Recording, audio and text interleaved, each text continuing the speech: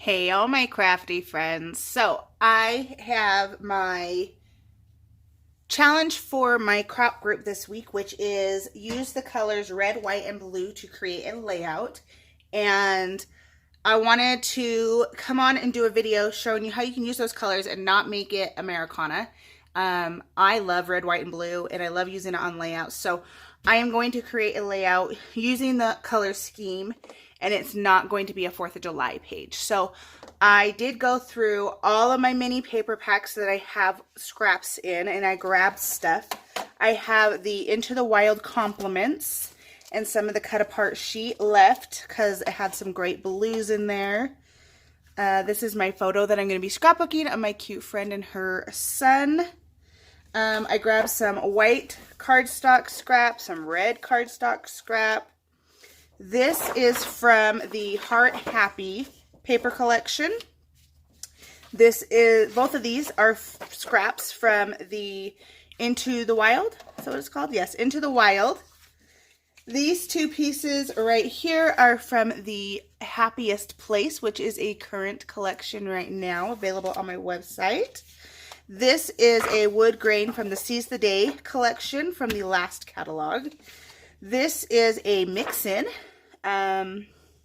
Seasons mix-in, and it just was really cute. It has these little plus signs that are the sapphire color. And then I did pull out a couple of sheets from my Blue Skies cardstock pack that have this embossing on it. So they have those fun designs. So I did pull those, and then I am going to actually go grab a piece of white because I do want the base of my layout to be mostly white. Let's see what else I got here. I did pull out some watercolors just in case. I have a couple of different stencils, some inks, some different blues, and a red. I have my texture paste out just in case. And then I also have out my little box with red embellishments. I might go grab my blue embellishment box just so I have some more options for embellishing. But this is everything I have. I am going to speed up the rest of this video so you can watch me create. Thanks for watching.